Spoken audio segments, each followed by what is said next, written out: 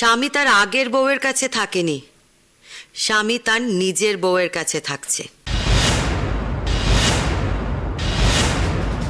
হিসেব মতো জাহ্নবী ঋষির বউ, কারণ ওদের লিগেলি কিন্তু এখনো ডিভোর্সটা হয়নি।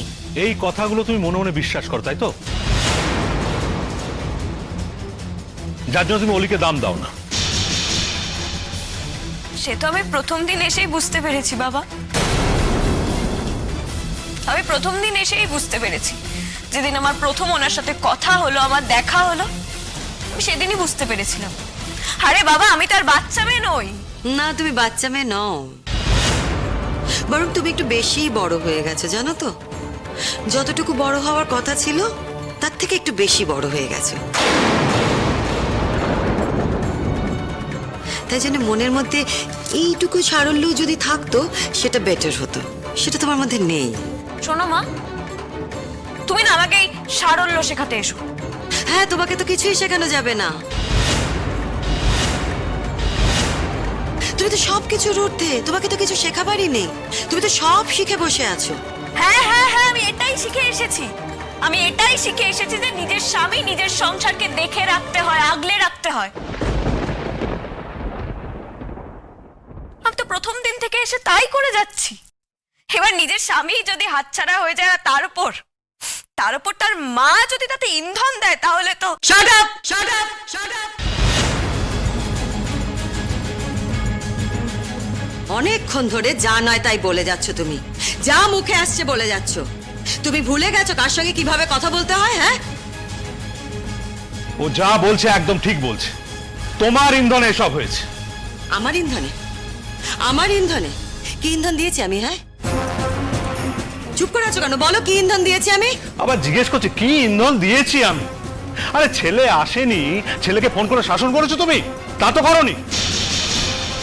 আর জাহ্নবী, জাহ্নবী হচ্ছে সব ভালোর পরাকাষ্ঠা। জাহ্নবী, জাহ্নবী, জাহ্নবী, সারাদিন তো জাহ্নবী জাহ্নবী করতে থাকছো। যাও না, জাহ্নবীর বাড়ির দিকে থাকো না, এখানে থাকছো কেন? হ্যাঁ, যাবো যাবো যাবো। তুমি যখন বলেছো, আমি জাহ্নবীর বাড়িতেই গিয়ে চলে যাব। এখানে থাকবো না, আমি আজই বেরিয়ে যাব। ও ছোট, তুই কি পাগল হয়ে গেলি নাকি? ছোট ঠাকুর তো এইভাবেই কথা বলে। তোমার দেওরকে এইভাবে কথা বলতে না করো বলে দিলাম মেজদি ভাই। যেদিন ঠিক মতো কথা বলতে পারবে সেদিন যেন আমার সঙ্গে এসে কথা বলে। এই শোনো, তোমার মতো মহিলার সঙ্গে না ভদ্রভাবে কথা বলা যায় না। আচ্ছা ছোট ঠাকুর বউ, তোমরা দুজনেই যদি এইভাবে চিৎকার চেঁচামেচি করো, আমি যাই কোথায় বলো দেখিনি। আসল ঘটনাটা কি হয়েছে সেটাই তো বললে নে। কি আবার ঘটনা হবে? ওখান থেকে হাইজ্যাক করে নিয়ে গেছে, বলেই তো দিলাম। বেশ করেছে, বেশ করেছে, নিয়ে গেছে। ও ওর অধিকারে নিয়ে গেছে, ঋষির ভালোর জন্য নিয়ে গেছে। তোমরা কি করছিলে? হ্যাঁ, কি চেয়েছিলে? ওকে নিয়ে আসতে, তাই তো? তাতে ঋষির আরো শরীর খারাপ হতো।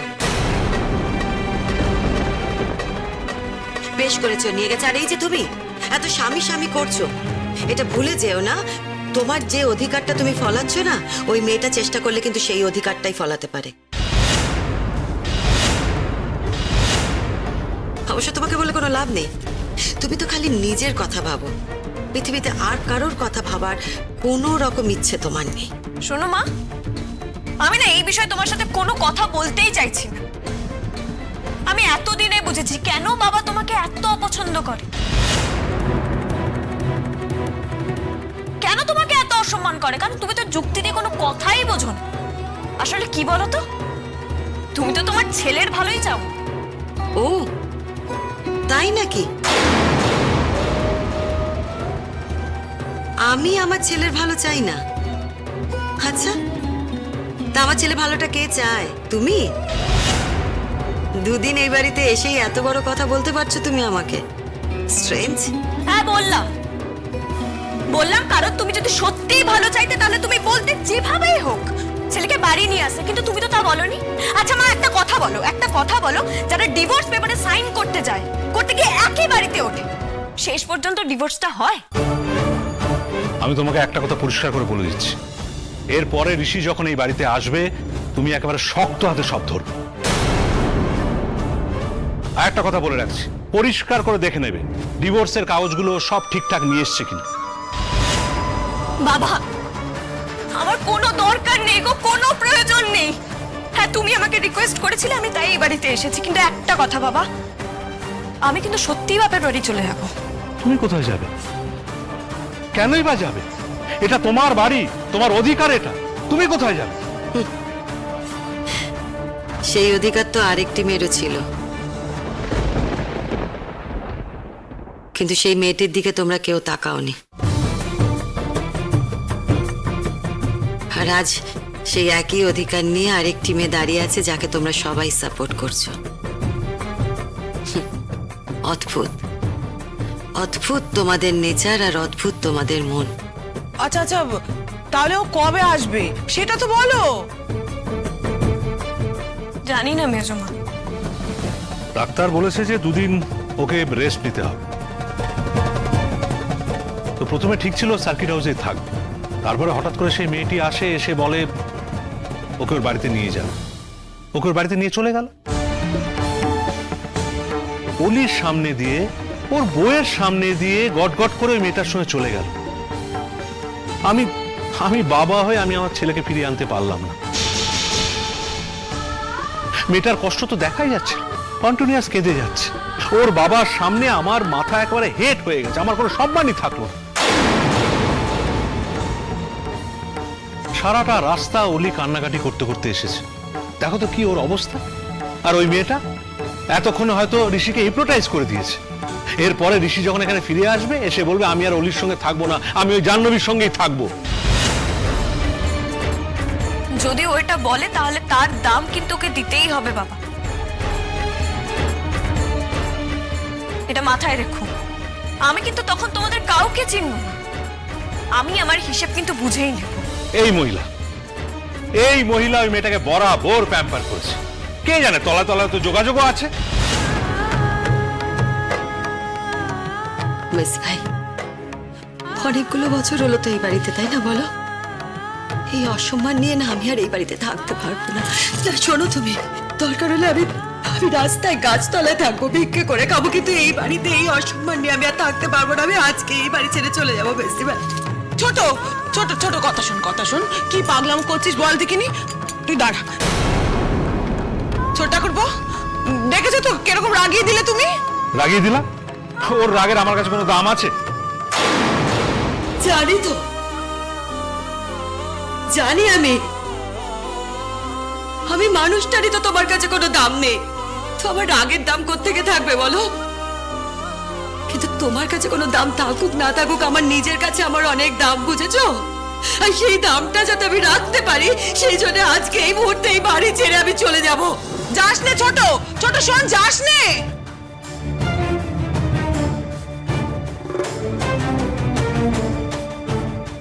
এই ছোট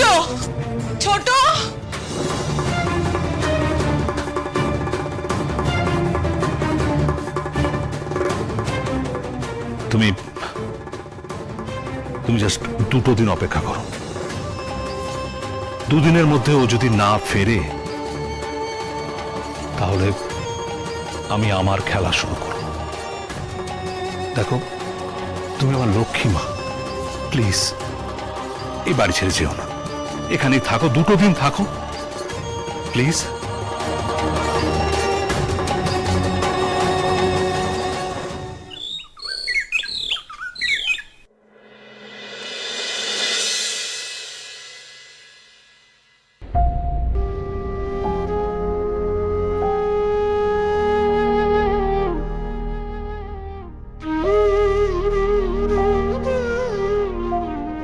তুমি আমাকে জোর করলে।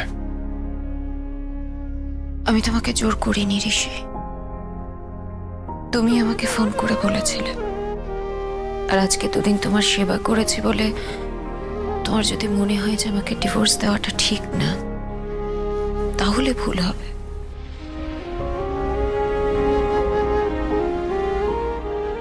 তোমার সঙ্গে আমার সম্পর্কটা তো জটিল কেন হয়ে গেল জাহ্নবী? ঋষি, এসব কথা যত আলোচনা করব ততই সময় নষ্ট হবে। আমি সইটা করে দিচ্ছি। দাঁড়াও, কি হলো? আর এক মুহূর্ত পরেই তো তুমি আমার কেউ না হয়ে যাবে। তোমার সঙ্গে আমার আর কোনো আত্মীয়তার বন্ধন থাকবে না। আত্মীয়তার বন্ধন অস্বীকার করা গেলেও আত্মার বন্ধনকে অস্বীকার করা যায়? সেটা করো না জাহ্নবী। তুমি এবার ছেলে মানুষই করছো ঋষি। আমি এটা অ্যাকসেপ্ট করতে পারছি না।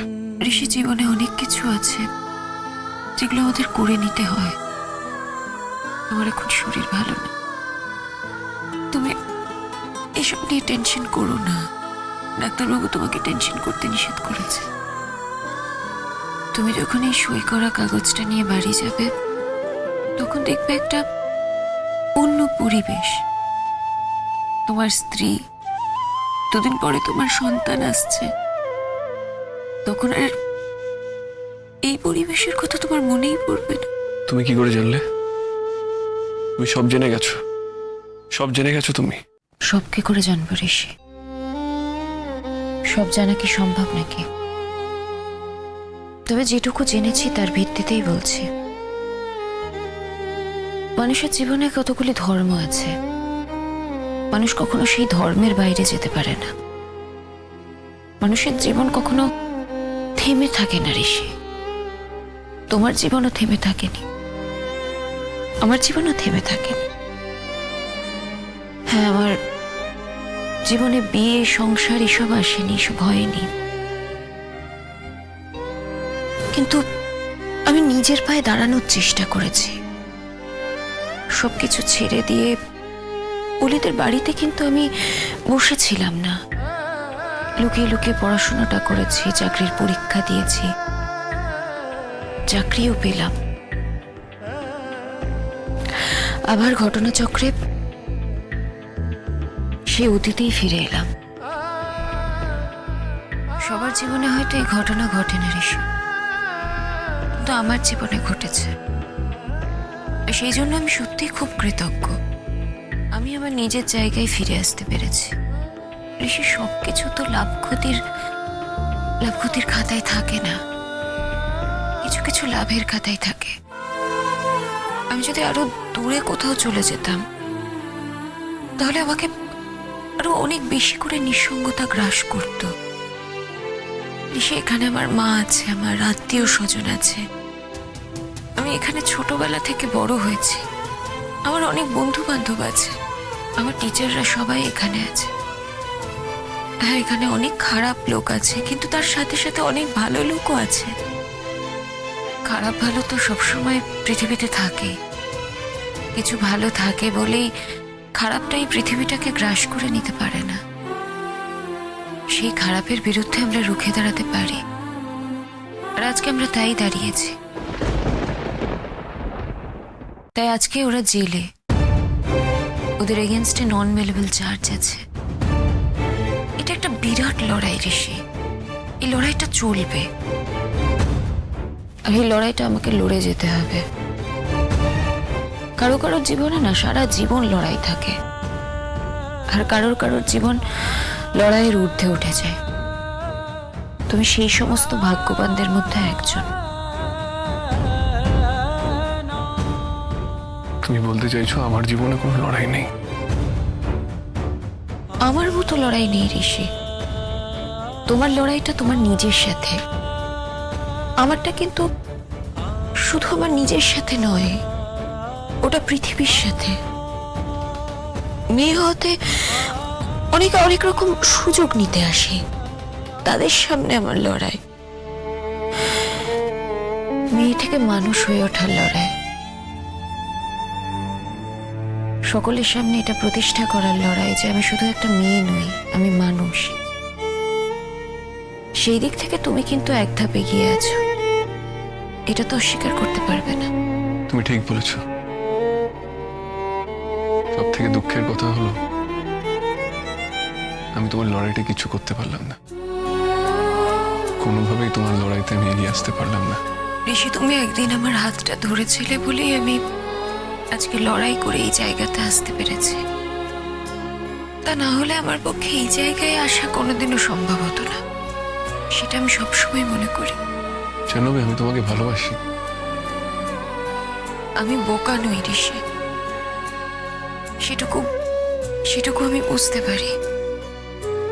আমি জানি ঋষি তুমি আমায় ভালোবাসো, আর ভবিষ্যতেও আমার জন্য একটা জায়গা তোমার হৃদয়ে থেকে যাবে।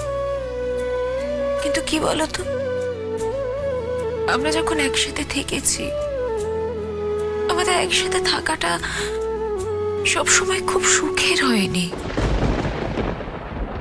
আমি যখনই থেকেছি তোমার সাথে, নানা রকম বিপদ তোমাকে ঘিরে রেখেছিল, আর সেটা হচ্ছিল শুধুমাত্র আমার জন্য। সেই দুঃখেই আমি ঘর ছেড়েছিলাম ঋষি। আমি তোমার থেকে দূরত্ব তৈরি করেছিলাম, কিন্তু আমি কোনোদিনও ভাবিনি যে এই কথাটা তোমাকে বলবো। আজকে তুমি এত কষ্ট পাচ্ছ দেখে আমি কথাটা বলতে বাধ্য হলাম। ভুল, বিপদ যেমন এসেছে সেই বিপদ থেকে তুমি আমাকে উদ্ধার করেছো। তা করেছি হয়তো, কিন্তু সারা জীবন যে তোমাকে বিপদ থেকে উদ্ধার করতে পারতাম, সেই সুযোগ যে আমি পেতাম, তার তো কোনো মানে নেই। তার থেকে এটাই ভালো হলো ঋষি, তোমার জীবন তুমি আলাদা করে গুছিয়ে নিয়েছো, আর আমার জীবন আমি আলাদা করে গুছিয়ে নিলাম। চলতে চলতে তোমার যদি কোনোদিন কাউকে পছন্দ হয়, তুমি তাকে বিয়ে করতে পারো, নতুন করে সংসার করতে পারো।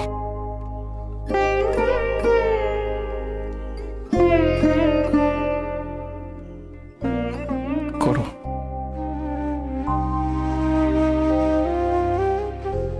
আমারও তো কষ্ট হবে, তবু আমি জানবো তোমার একটা আলাদা জীবন আছে। আমরা তো শুধু বাইরের জীবনে বাঁচি না, আমাদের একটা ভেতরের জীবন লাগে, ঘরের জীবন লাগে, একটা অন্দরমহল লাগে। অন্দরমহলটা আমাদের পক্ষে খুব জরুরি।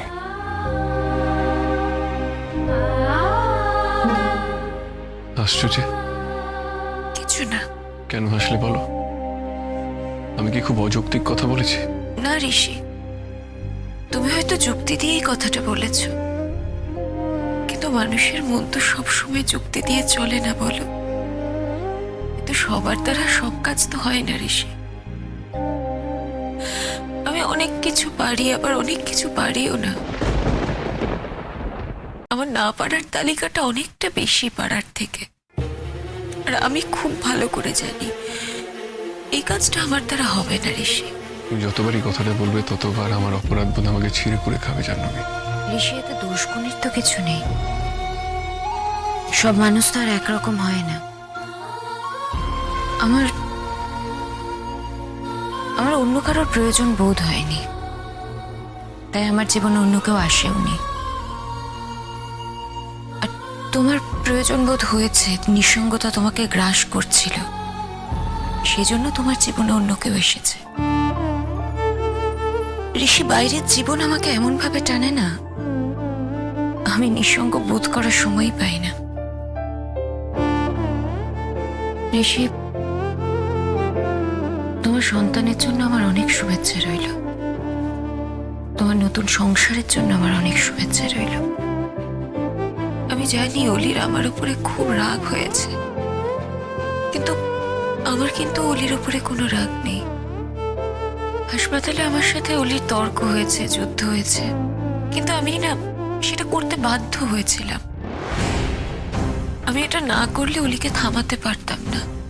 তুমি ওকে বাড়ি গিয়ে বলো ওর দিদি ওর উপরে একটু রেগে নেই। সত্যিই তো, ও তোর অধিকার খাটাতে এসেছিল, কিন্তু কি বলতো, আমার মনে হয়েছিল যে যার জন্য অধিকারটা খাটাতে আসছে, তার সুস্থ থাকার জন্য অধিকার খাটানোটা ছেড়ে দেওয়াই দরকার ছিল। তখন ছেলে মানুষ তো প্রাণে ধরে অধিকারটা ছাড়তে পারেনি। হয়তো ভেবেছিল যে এক রাত্রি যদি ও তোমাকে ছাড়ে, তাহলে আবার হয়তো আমাদের মধ্যে আগের সম্পর্ক ফিরে আসবে, আর হয়তো তুমি ওর কাছে ফিরে যেতে চাইবে না। ও আমাকে চিনতে পারেনি ঋষি, ও তোমাকেও চিনতে পারেনি। তুমি তো অকৃতজ্ঞ নও, তুমি তো কখনো কমিটমেন্ট ফেল করো না। আর আমিও যাকে যাকে কিছু দিয়ে দিই সেটা আর ফেরত নিই না।